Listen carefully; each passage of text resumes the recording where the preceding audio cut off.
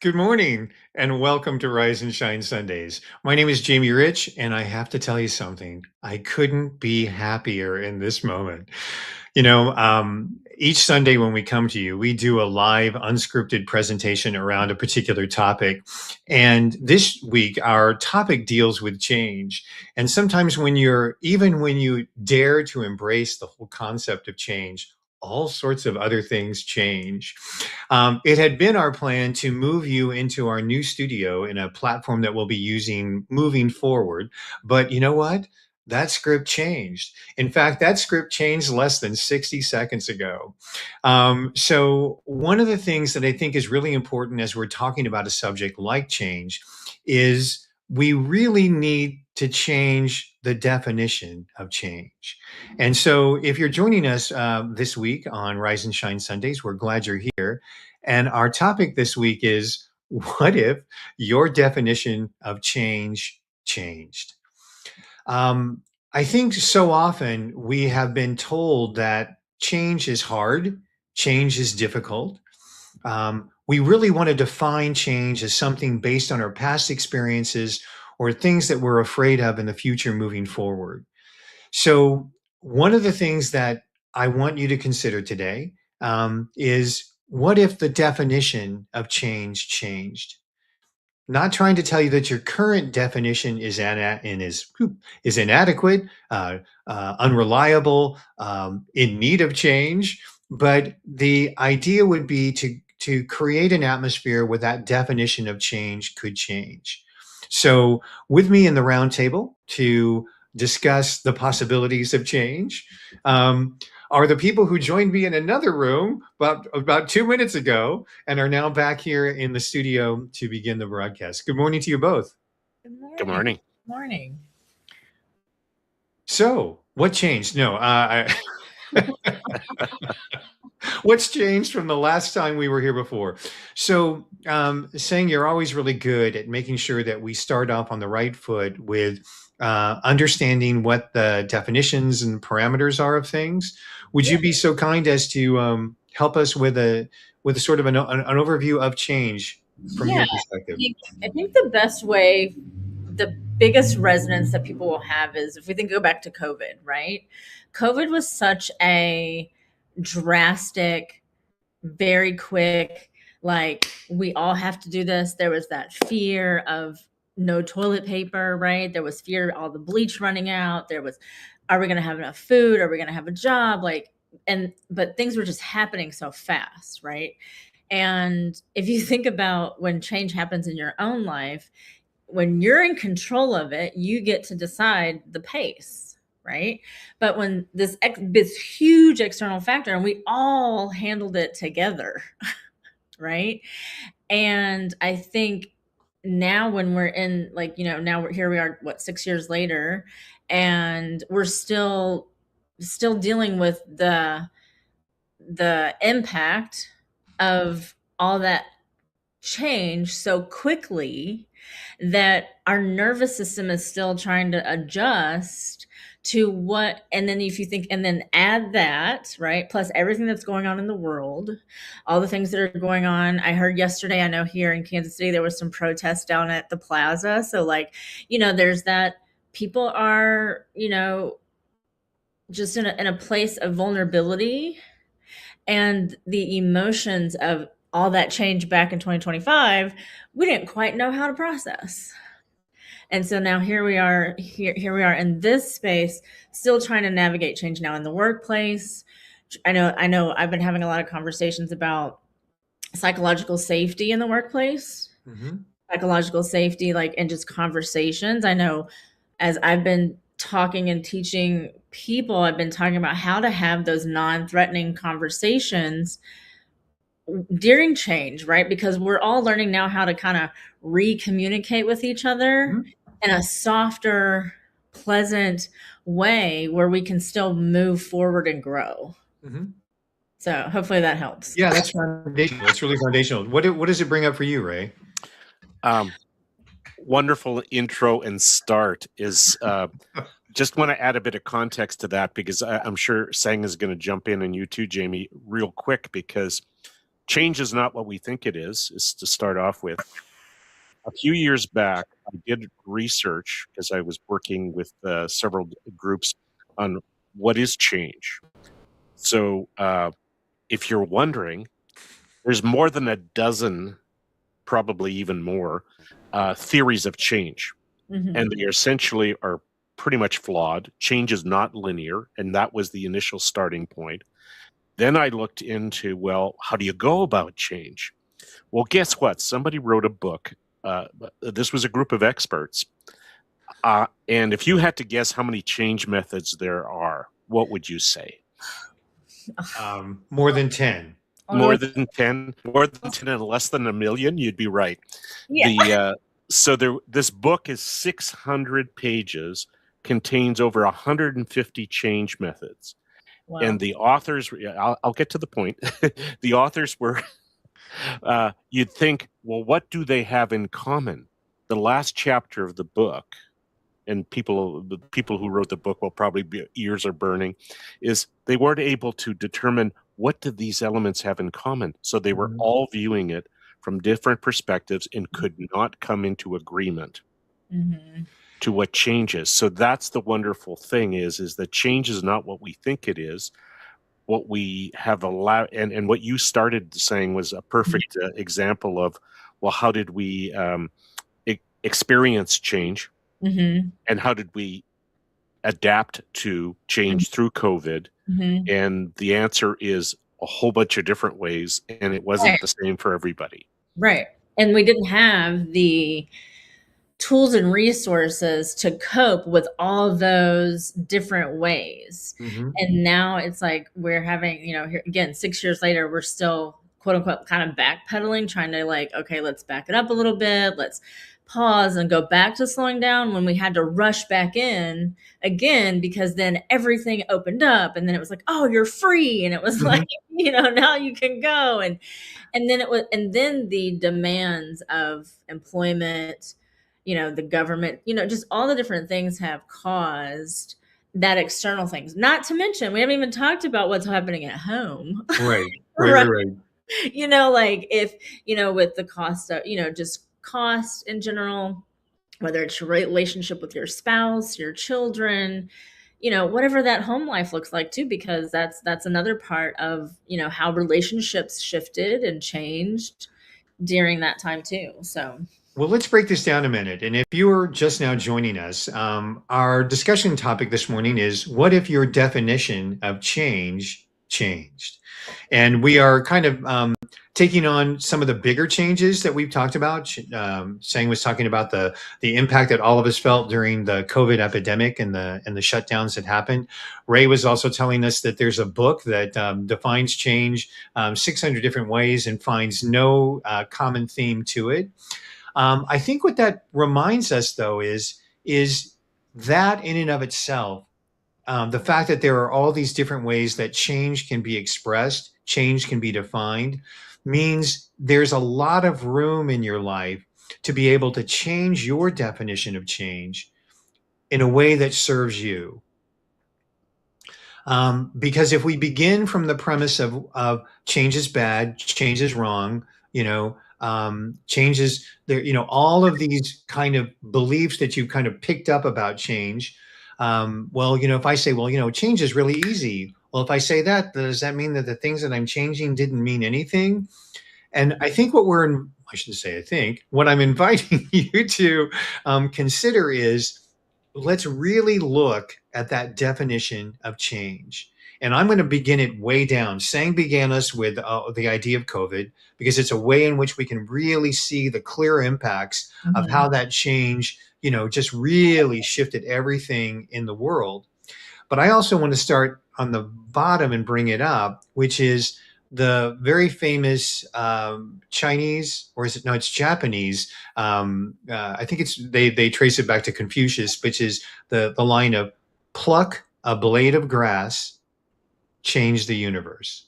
And there are these simple changes that we make that do have, to use a term we talk about here, those ripples that go beyond and beyond. And I think that even if you're able to begin by saying, oh, wait, change isn't difficult, right? It is your definition of change that maybe is something that could change to make it easier for you to change. Did you follow that saying? Is that sort of a, did you feel, I'm sure like in the time of COVID, there were certain things that you couldn't help but change because you had to, right? Yeah. And here's how I experienced COVID, right? So I experienced COVID a tad bit differently than everyone else, right? Because one, I had already been doing Zoom calls for probably 10 years prior, right? That was already a thing. I was already in a place of calmness at that point where my life was going very slow. If I, it wasn't the rush, the pace. It was like if you went to, when you go, if you ever gone to the islands and you go and they're just, you have breakfast for an hour and a half, they just go at a slower pace. So my life was already kind of like that at the time. So when chaos ensued amongst everyone, I was like, oh, what's the best way to support the chaos? Because there were lots of things that people were now having to learn. People had to learn how to do Zoom. People had to learn how to do this, and that's when there were all this information, and so I experienced COVID a little bit differently, and so being able to have that and watch how the world changed, watch how my families did handle things different depending on where they were in the country, right? So even in that, it's like the change of just one thing, right? One thing could be different, and there's just a huge shift there. Right. So, But you laid the first plank down, which was change is always an opportunity to learn. yes. And I think looking at it and going, when you were talking about it earlier, the definition, it's like when you talk about a tree is a tree doesn't question whether or not a tree is a tree, right? Change is change. There's always going to be change. It's always going to be change no matter what. So you can't change what's going to be changed. Right? But hang with it, and Ray, I know you want to jump in here too, but I really want to make sure that we get across real early is if you look at change as an opportunity to learn something that is, whether it is a change that you initiated on your own, whether or not it's a change that is imposed upon you, whether or not it is a change that has just appeared in your field. It is an opportunity to learn, and the depth to which that learning and adjustment you have to go through is part of the adjustment to change, right? So as you know, I don't think you've ever met a lot of people my age, but as you know, a lot of people my age don't like to change. Because one of the things that you also begin, building on something that you said, Ray, there are 600 definitions of change, right? But it's the baggage that comes with change. It's the second definition of change, right? Well, I know that change is on the horizon. It's an opportunity to learn. I don't want to learn anything new. Change is upon us. It means I have to adjust. I don't want to, there's always this, ancillary component to change that colors it in some way. Is that true for you, Ray? You touched on so many different things. Is that as you guys are sharing, there's an interesting thing that's coming into my mind. Is there's the paradox that change exists at every second of our lives, Sure. but we've been taught or indoctrinated to view change as a negative, because change within the context of the bigger system is viewed as a negative because it is an attack or a shift of what's so-called the norm, or the status quo. So when COVID came along, what's interesting is everybody was scrambling to get back to the norm, and what it opened up back. I'm looping back to learning. So there's the belief that, well, any change is really you should be resisted, but no, every second is change. So, and we as human beings, as we get older, we're actually going through change, and why are we doing it? It's just that we're resisting certain elements that we don't really want to face. And with COVID, which was fascinating, was as Sang mentioned, when you slowed down and you got that pause, you got to look at what was happening in your life and around you. People said, you know what, staying at home and not having to go to work for 8 hours, hey, that ain't such a bad thing after all. So hence the concept of hybrid working, doing work at home and stuff. So that was a new learning moment where people said, well, I'm not really happy at work. But you I hit want up to on the, change. but you hit on the second thing, building off what Sang was saying, which is learning, and then there's adaptation, right? Yes. And as you know, we can freely refuse to adapt. And I think that so it's change, learning, right? Then there's the adaptation, and the adaptation is a really sort of interesting area to the change. You were saying that some people want to go back. Let's get back to where we were. The only way something's changed, we got to figure out how to get back there. Something's changed. Wait, new opportunity to learn. Don't want to adapt. Going to stay here. I'm gonna squat. I'm a squatter now in my own change. Or there's the embrace, right? Which is, and those aspects of change, depending upon how you've been conditioned, saying one of the things that was so beautiful about what you said earlier on is that, you have this wonderful ability to sort of roll with things, but roll through things with an awareness of who you are. And that gives you, do you want to speak to that? Are you aware of that for yourself? It is and it's interesting because when it's described to me that way, it feels that way, but it doesn't. And I'm trying to figure out how to explain that. It's like I have this I have a type A personality where it's like I have to have the checklist. I have to have it's like this and this and this and this, and I'm like, let's go. But then I'm also, if it doesn't feel right, I don't do it. And it's kind of like also how I've taught my children. If what you're doing is not fun, don't do it. Mm-hmm. Right? Whereas we were taught, do it anyway. If you don't like it, do it anyway. Right. And so people have talked about that before. It's like one of those things that I can, people see that through me, right? But I don't necessarily, I do know that I kind of feel through some things there. Then I will sit down though with myself and go, okay, what are these concrete? It's like, I feel like when you're doing if people are doing a budget, their expenses, you're going to put down your fixed expenses first, and then you have all the variables to kind of flow around, right? Right. Because things, you may think you're going into a meeting and you get X, Y, and Z, but you might get some vibes in the meeting that just don't sit well with you. Right. And so, and then again, that's the part. And so I think over time, I definitely got there. Yeah. Well, let me show you a comment in the chat, because it is a common, Jessica is saying something, change simply is. The uncertainty, the uncomfortable nature of that comes from how we and others handle it, right? And again, there's this term I like to use, which is that sort of somatic cognition in change, right? We had talked a little bit a couple of weeks ago about the idea of transitions, and a lot of people find themselves in transition, right? But if you say that sentence a different way, finding yourself in transition. And so when change is happening, just like that uncertainty, that uncomfortable feeling that comes along with change, is from how we and others handle it, right? Because sometimes the change impacts others, right?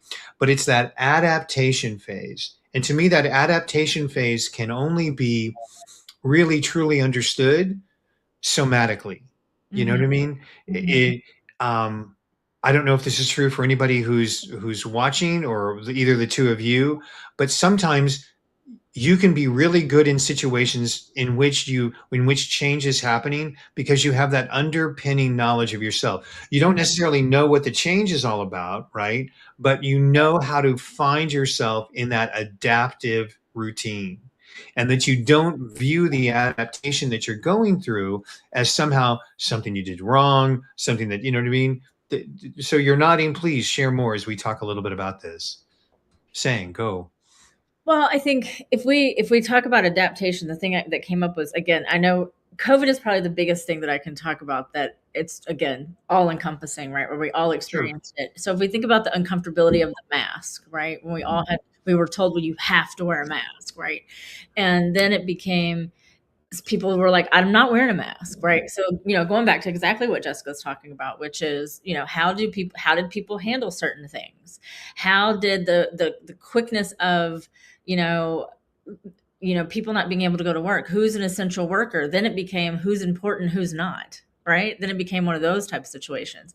So then I feel like during COVID and the change, there was huge emotions that came up. And a lot of times when we are in change, if you think about, like, when we have a baby or something like that, it's a gradual change. We're learning and things like that. But then you're like, now I got to function on 1 hour of sleep instead of 12, like when you go to when we're doing this show, right? Like every week there goes, like, we could have, one day we could have 5 people, one day we could have 3 people. Like, we just never know in terms of, like, what's going on. And it is, how do we handle ourselves? And again, going back to, how do I want to show up in whatever is being presented to me and change? And what am I in control of? And whatever externally is changing, I get to decide how I get to experience whatever change is happening outside of me. Right. Ray, was there something that built on that Yeah, too? that was a wonderful summary. That makes so much sense. Is there again? I was thinking back to the research I did with the change, and it's back to, we're taught that change is linear, so you can control it, right? It's Right. sequences. But change, so in their discovery, that's the one big thing they did, is they referred to it as the messy middle. And it's what Sang is describing, is that we don't really know what's going on, but it's how you are at the moment in the space, in this area of discomfort and uncertainty. And they drew it as like a child's drawing. It was all messed up. So that's the uncertainty of being in that space. So that's part of the discomfort of change, is we think it's one thing when it really is something else. But what Sang has been sharing with us, which is really important, is once you sort of let go of the so-called, not well understood linearity of change, to something that's how I am in a space and how I respond to that and how I learn and unlearn, essentially. So I think that the messy middle is really why we find it difficult, because we haven't accepted that we've lost control to some extent. Well, and I'm going to also add that we don't have that control, but we also forget that we have a choice. Yeah, exactly. Right? Which is, it could be, I'm going to leave this company because I don't like the big change that's happening. Whatever that is. Again, things are changing here, and then how. So yeah, totally get that. And I also understand old people there, Jamie, who don't like to adapt, because when you were talking about that, I thought about, AI and ChatGPT, and how the older generation, they're being forced to learn this, right? Like my daughter was talking about something where in one of the parking garages, now you have to download this app. And she said, what did she called it, something very specific. But basically they were discriminating against the elderly, so to speak, right? Because they don't all have smartphones. They don't all have the capabilities to scan these QR codes, and even in that, it's hard, it's challenging, because they've known the world for such a long time, and technology moves so fast, right? And so the patience with the elderly, and I don't mean it like that, but like with the older generations having to adapt to AI and ChatGPT and just the technology aspect of it, has a lot of them uncomfortable, to be honest. But and again, one of the things we have not talked about, and this is that adaptation and evaluation part. That is the other part of change that we're not talking about. There is an adaptation that, first, all of the different steps that we've sort of identified. But once we get to adaptation, there is this opportunity for, not all change is good, right? Right. And there is this opportunity, again, just like you said, to choose, right? And again, that's why these definitions, all we're trying to do, I guess, in this discussion, is to allow you to have an opportunity to look at change in a way that doesn't bring you instant discomfort. Mm-hmm. Now, if things are changing and you don't like them, you have agency to be able to, again, choose to do what you need to do, right? So this is sort of, again, I feel like if we talk a little bit too much and we keep saying COVID, COVID, COVID over again, this when it comes up on YouTube, maybe just get banned for that reason. But it was an interesting scenario that you presented to us because everybody had a reaction to it. Everybody experienced a change, right? Right. And that we also had to then make all the micro changes that we need to. Some Mhm. people were able to work from home. Some people were able to do all of these things, right? So, but not all of those things are good, right? Mhm. And so the lessons of change, right, is change is, right? We've talked about that. We've Mhm. recognized that there is this these definitions that we're going to come up against, right? That we've had, and it's whether or not we want to adapt those definitions, right? Mhm. Be able to learn to see if there is anything. But if the evaluation has been determined, right? Um, that allows you to change again, right? And what I find so challenging for most people who are having difficulty with change is their refusal to um, evaluate and move on. Mhm. Like they cannot let go of what didn't go well. I have a friend who still is upset that Houlihan's took out his favorite dessert item, and for years he would go in and just order it, just to make everybody annoyed. And you know, he did it kind of as a joke, but I was just kind of going, it's really hard. The evaluation is no, I'm still gonna nail this thing. I'm gonna carry this cross. You know what I mean? And I Mhm. think again, this is where, after a period of time, your life can end up being just resistance to changes that were Yeah. opportunities for you to learn and adapt. Ray, does that spark Yeah, something for yeah. you? It's an aspect I think we've touched on previous discussions. Is letting go Mm-hmm. is like maybe it's not a choice. You're being forced to let go, but it's essentially understanding what's going on and to not not put your energy in the wrong place, as you've described in resistance, is to understand, okay, the environment, the conditions have changed. uh, what choice, where will I go? Will I spend Right. it in a negative space, or will I grow in another area? Right. Jessica, and reminds us that it is the willingness is the key. I realized myself yesterday I was unwilling to let something go. I had to decide. I think there's a really important thing. I had this conversation with a friend of mine on Thursday, and they were talking about how, letting go. Well, you just need to let go. And I wanted to say, you realize, of course, that many people's definition of letting go is giving up. Yeah. Yeah. And the willingness is the key in that as well, right? Which Mhm. is, all right, letting go doesn't mean giving up. Right. Letting go means da da da da da da, changing. Right. Yeah, saying you've been sitting on some things for a while. What's cooking? Well, no, I love, well, and Jessica's right. And I think, you get to decide. It's again, goes back to a choice. I get to decide if I'm willing or unwilling, right?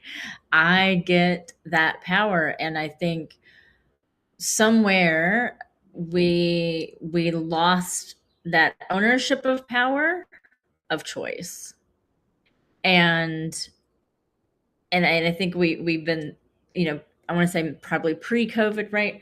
Where we were so focused on the external of our lives that it opened up the internal world, and now we're having to also cope with that and technology change and all, just so much change happening with everything, and it's but it's, I get to decide how I show up. I get to do that. And I think just reminding ourselves the power of our own choices, and but also that we get to decide how the willingness, like, just go, it simply is. It simply is your choice. So Well, and again, the twins, if you will, of choice and change, right? We would like to think that every change is a choice, but that's not true at the outset. But again, going back to the thing that Jessica reminded us at the top of the hour, it's how we handle it. So within that is, if it's a choice, excuse me, if it's a change that happened without choice, there is still a choice in how you change. I feel like we need a poem at this point. Like, we need Dr. Seuss to break it down and put it in a poem. Did Dr. Seuss write a book about choices? Well, and I think that if change exists, change is all around us, right? It is the only constant, right? But again, we're talking today, if you're just now joining us, we're talking about, what if your definition of change changed? And, so that brings up an awful lot of levels of how change impacts us, right? And we're in our few minutes that we've been talking about this morning, we can simplify it down. That doesn't mean that change can't also be hard. And what we're inviting you to consider is, it's not a predetermined evaluation. Mm-hmm. You may think that change is hard, but this change was relatively easy. Mm-hmm. You may think that, well, change is, means I'm going to have to get up. Well, no, that change didn't happen. So it's still being open to your own exploration of this change, your own adaptation, and your own evaluation of what that is, right? Right. Something Yeah. pop? Yeah, one of the things that I've experienced, and it has always been a thing in my life, is that you build up this apprehension to something you have to learn or something that you change, and you're fearful. You're going, "Oh, that's so hard. That's whatever." And then once I got into it, I'm going, "This isn't so bad." So the interesting aspect was that it's not always how you think it is. It's what you experience or what you learn from the shift that you're about to make. So. Mm-hmm. Well, I've been thinking of this question as we've been going through this is, how, let's see, how do I want to put this? How is change, when you're the one that's making a change that's going to impact others, right? How would you two handle that aspect when you're about to make a change that's going to ultimately impact others? How is that for you? Well, I'll toss this back, grasshopper, and say, if we are in relationship with anyone and we do change, there's always that constant flow. I walk with a guy in the gym, and sometimes a different guy shows up every day because he changes a lot.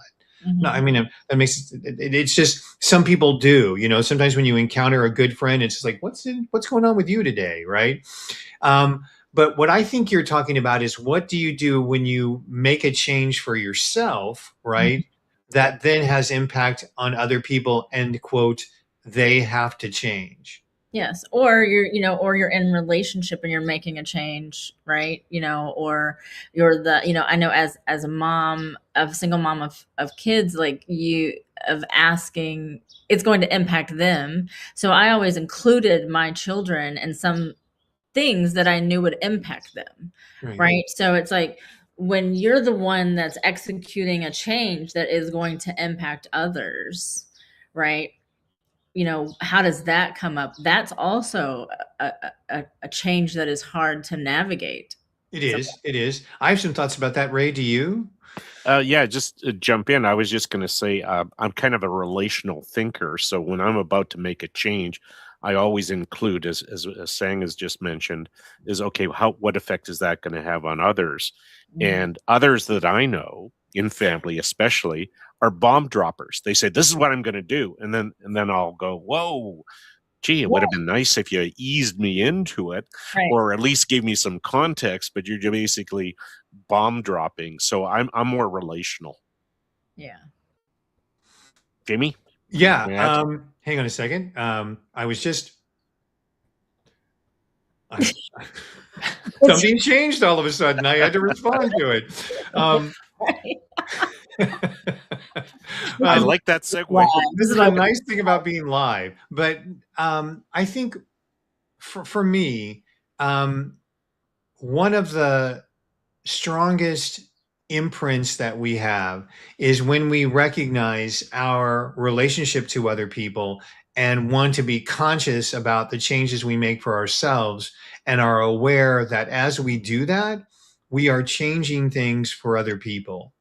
And so my rejoinder back to you saying is, I think we bring the same sensitivity to ourselves as we do to others. Mm-hmm. And you can say that the other way around. We bring the same sensitivity to others that we bring to ourselves. Mm-hmm. If you're going through an abrupt change and it's just like, nope, I'm cutting my losses here. This is all changing. That prevailing attitude is going to be what's communicated to people that you are in contact with. Right.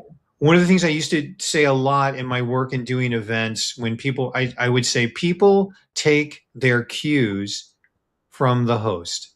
Yes. Mm-hmm. If a speaker is up there and something happens in the moment and they are completely panicked, the audience will panic along with them, right? Yes. And if they just say, well, you know what, that AV thing didn't work, did it? I once had an audience full of people getting ready to watch a short film that was supposed to be, and this was back in the days when we actually used CDs sometimes in the big project. So there's a room full of nearly 300 people, and I have to walk up in front of the audience and open up the empty CD box and say, we have no idea how this happened. Right. I learned early on that the best way to handle change is to be true to what I believe about the change myself.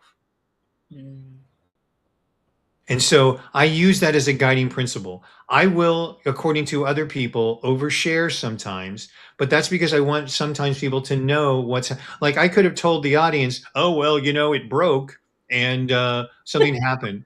But you know what? I thought this was rather funny. And, we're going to fix this. I hate to use the word fix, Ray, but there it is. But things happen. People need to see this. And so, again, that goes back to developing the somatic awareness within yourself to handle change, right? Sometimes we hear things in our head when we talk about change. And right now, Michael Jackson, oh yeah. We're going to make that change for once in my life. Yeah. Going to feel real good, going to make a difference, right? Mm-hmm. So as we become more comfortable in change, right? And recognize that, there's a lot of this. So saying, it sounds like from your raising the question, was there a journey that you went on to when you discovered how your changes impact other people? Well, I feel like there's not a lot. I think now it's more about business relationships, right? I know more so when I was raising my kids, it was having the conversations with them because ultimately it impacted them, but I was raising them in a way to empower them to also own their own choices. As they've gotten older, I mean, they've come to me and say, well, you never really had these rules but you had boundaries, right?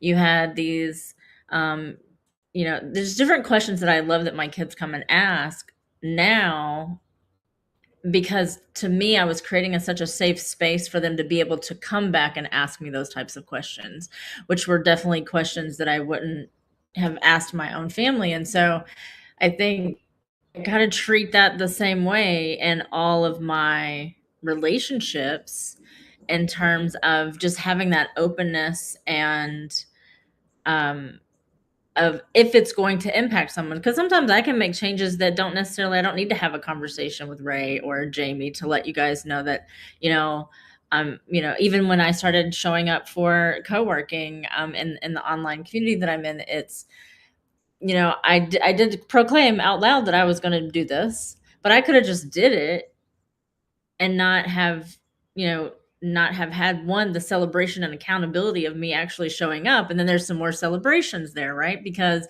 then there's this, what kind of community am I sharing it in, or who am I sharing it with, to who also is witnessing this one decision that I got to make and I chose to make. Mm-hmm. Well, again, when you discuss these experiences that you've had with change, and there are so many wonderful little nuggets of wisdom in there, and one of them is the importance of informing people when things are changing. Yeah. Well, wait, why was I not told about this? Why, and recognizing that, the very famous thing, when everybody's going through something right now, right? And recognizing that sometimes when you're just stirring things up, right, just by simply being there, things can happen, right? Things can change. Like, wait, what did I say that, triggered this with the other person? And I think it goes back to the idea of having that definition of change. If it's too rigid for you, any interruption is going to upset you, right? Because again, to use Ray's favorite word, control, we are so deeply conditioned to control and fix. If we're deeply conditioned to control and fix, all change is a potential problem, because we have to be we have to be problem solvers. But we don't ever stop to think about what the term change solver is, because we talk about change agents, we talk about change, but what we're really inviting people to consider is that it's your definition of change, that if it can change, right, you can recognize that there is that flexibility, that a way to evaluate and adapt based on your own barometer, once again, to change, right? That you're consistent through change is your self-verification process. And you can change that based on new information. But if you're clinging so hard to something that is creating that discomfort and not wanting to change it, do you know what I mean? I hate to keep using these. I feel like you said, saying we're in poetry land, right? Okay, you gotta keep up, guys. I want to go back to your friend who went to Houlihan's, right, to get the dessert. It cracks me up, because I was sitting there thinking, well, why don't you just go find a dupe recipe and find out how to make it yourself, right? Like, and that's part of the adapting to change, instead of pissing people off, right? Every time you go to the restaurant because you didn't like something a big corporation made. And so, and just things like that. But figuring out, how can I make it still work for me? Right. And I had a huge change happen in my life.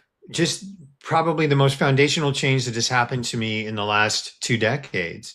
And I wanted to make sure that that self-verification process to go through the change, you can deny that change is happening, right? You can name it, all of the things that you've named it before, but I'll bring you back to this idea of what's alive in the moment. What is this change about? What is, and I'll use, you use the larger example. What's alive in COVID, right? And there were these incredible things that happened. There were some really awful things that happened. There's still some things that we're dealing with because we don't like to deal with change, right? But those things all require a level of learning, adaptation, and evaluation, and a willingness to, have that barometer be here, and give yourself some time to adjust and give others the time to adjust. Ray? Oh yeah, Make totally. this Well make this all said. make sense, Ray. I Put thought this you in a just did. You just did actually. Together. It was connecting all the ideas of right. how we internalize and how we assess and connecting all these aspects. That's what makes sense to me, is when you take what Sang has said and what you've said and what I'm thinking, and we put it together to say, oh, okay, so I do have choice. I do understand what is going on. I get to evaluate and adjust. And I think that, the freedom to choose, and even though it's not may be a complete decision, but I'm always fascinated the minute someone speaks up, Mm-hmm. it ripples through the conversation. It ripples through the situation. And even then, when we think we've lost control, that's the fascinating part, is that I think we've all witnessed where corporations have made a decision and they say, no, we're not backing down, we're backing down. Then all of a sudden there's a media story in Canada here, is all of a sudden there's a reversal because they were testing the waters, which is, I don't like that. But in essence, if that person hadn't spoken up, and it's usually a person of great credibility, a person who, when you listen to, you went, wow, I really like what they said. I feel the same way. So back to that inner sense and felt sense of, I agree with that. That's not fair. That's not right. And it shifted. It Right. shifted the situation. Mm-hmm. And speaking of shifts and change, I'm going to shift us and change us. Oh. Oh, he got the button. Did you? I got the button in the room here. So Wow. I'm making a big change right now. This was unexpected to the two of you, and unexpected certainly to the people who are watching right now. We are going to be changing. That little picture of me over there is not permanently part of this space, but it is our. Go ahead. I like it. I'm teasing. Yeah. No, like, hi, Jamie. Well, this is going to be the sort of new home for Rise and Shine Sundays moving forward. And it had been our intention to move here this Sunday, but that change was not yet sufficient to we could make the change and everybody could get into the room except for me. So we'll be working on making those changes. I just want to give everybody a quick heads up that moving forward, you'll be able to join us in the discussion as a member of our audience by going to the simple URL of rsslive.org. And in the weeks to come, we're going to be involving you in some of the changes in the discussions in a more immediate way than we have. And this will be taking place in this particular space. What do you guys think of the space? It's so neat. It's so cozy. It's cozy. It's warm. It's inviting, and it suits the dynamic that you've shared with us, Jamie. That by exchanging ideas and we're having conversations, and we're still part of it. So we're closer together. Love it. Yeah. And again, what we're hoping is that this change will be something that will be welcomed with those of you who do watch us on Sunday mornings. And we're looking then to sort of grow and change our community. So in the weeks ahead, keep your fingers crossed that the behind the scenes technology will allow Rise and Shine Sundays to be held in a space where you can not only watch and observe, but participate in the same room where we're at. So thank you for allowing me to change up the dynamic to just kind of give you that. As we kind of draw to the close of this hour, have we changed our definition of change? Change simply is. Yes, we all came back to Jessica.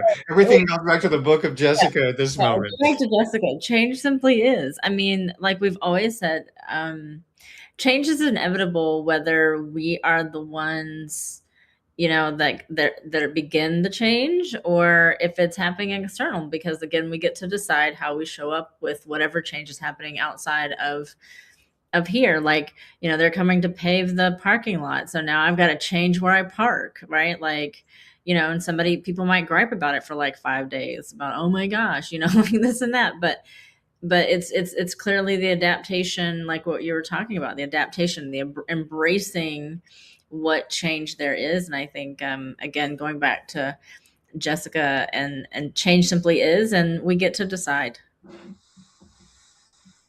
Ray, any other thoughts about that? Yeah, no, that's awesome, because I think what I've experienced and is exploring and deepening the understanding of what change is, Mm-hmm. and what it means and how we can adapt to it. So in some ways, it's gone beyond definition. It's the understanding, and then we can adapt what we think it is and share it with others. I think that's the key thing, is to, once you have that understanding, you can then say, hey, this is how I see it. And then somebody else says, wow, that's very different from what I was thinking. Yeah. And you just hit on one wonderful point of what we can do for other people in change. And it is how we handle ourselves in change and how we handle change. Mm-hmm. That is a wonderful embodied message to be able to convey to people who are close to you. Mm-hmm. A lot of us got messages very early that, again, with the evaluation of change came first, which means I don't like it. You even bring up the idea that it's going to change. I'm going to move evaluation from the choice point all the way to the beginning point, and I'm going to hold to that definition, right? But if we ourselves have learned a different way to sort of handle change, we can embody that with other people. So regardless of, something didn't work this morning. Well, I know your heart was. Another friend of mine used to say, "Hey, did you hear that Jamie Rich robbed a bank?" And all of a sudden you want to change your opinion, and it's just like, well, and my friend would say, well, you know what? I know Jamie Rich, and if he robbed a bank, I'm sure he had a good reason for it, right? As long as it wasn't my bank. That's right. Well, and I'm not trying to accuse myself of a crime here, but I'm. Go ahead, saying I didn't mean to. No, I wasn't going to say anything. I'm using humor in this moment to illustrate a point, which is, you can, how you handle that information, because, we've got live late breaking news wanting us to change every day. And we have people who are trying to pitch things to us who use terms like hook. And, so there are all of these things that do happen to us to get us to change in some certain direction. So again, how you learn how to somatically handle that. And if you allow your definition of change to be based on your self-verification, that you also allow to evolve in the moment, in the minute, how great is that? I mean, how great is that as things change? So Jessica has suggested that we close the show in a uniquely sort of interesting way, right? So here's this. We can choose to make a fuss about things, or we can show up, throw up our hands and go, no slime. Yeah, no slime. A slime-free zone. That's right. No slime. So we invite you to hold that image in your mind as you move through your week until next time we gather for Rise and Shine Sundays to see what emerges. We appreciate you waking up with us on Sunday mornings to participate in this wonderful conversation of emergence. And we're hoping that you'll be able to share that with us in a room that we'll have ready for you next week.